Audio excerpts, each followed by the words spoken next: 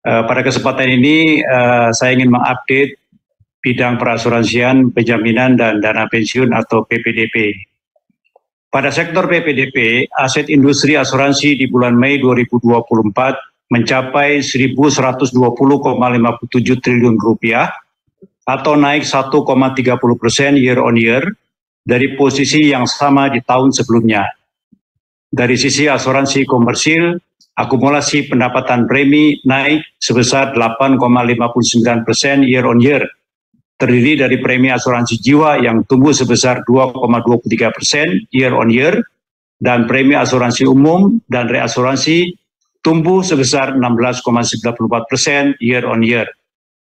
Kinerja tersebut didukung permodalan yang solid, di mana industri asuransi jiwa dan asuransi umum mencatatkan risk-based capital RBC masing-masing sebesar 441,93% dan 326,66%, jauh di atas threshold sebesar 120%. Di sisi lain, untuk asuransi non-komersil, total aset tercatat sebesar 219,58 triliun rupiah atau terkontraksi 1,86% year on year. Di sisi industri dana pensiun, total aset dana pensiun per bulan Mei 2024 tumbuh sebesar 8,36% year on year dengan nilai sebesar 1.439,71 triliun rupiah.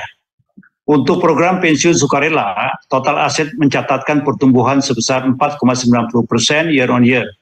Untuk program pensiun wajib, total aset mencapai 1.067,19 triliun rupiah atau tumbuh sebesar 9,62% year on year.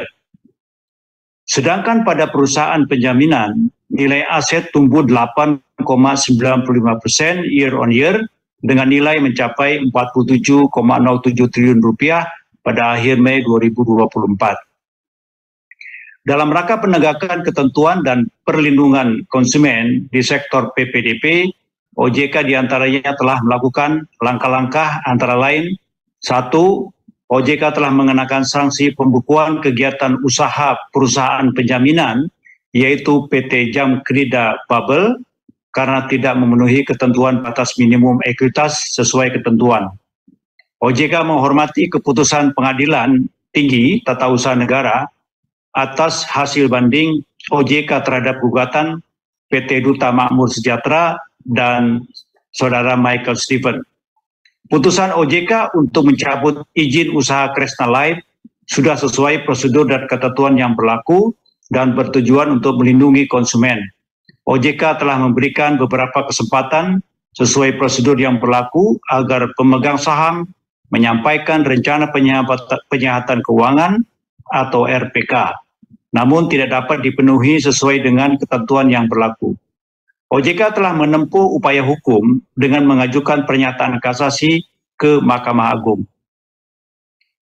Di sisi penyusunan peraturan di industri PPDP, pada tahun 2024, OJK berencana mengeluarkan 10 POJK dan 4 SEOJK, di mana sampai dengan bulan Mei 2024 telah terbit 1 POJK dan 1 SEOJK.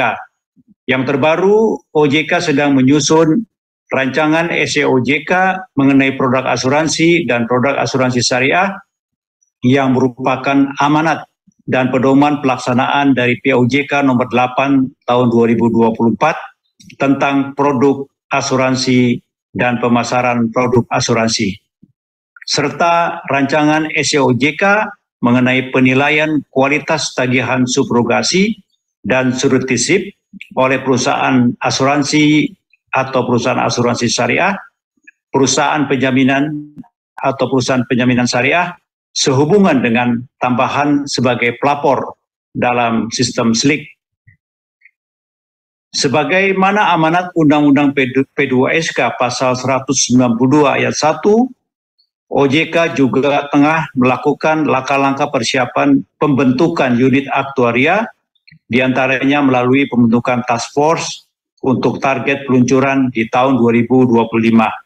Salah satu langkah yang dilakukan untuk mendukung hal tersebut adalah dengan melakukan kerjasama dengan unit aktuaria yang terdapat di negara lain, termasuk dengan Australian Governance Actuary atau AGA.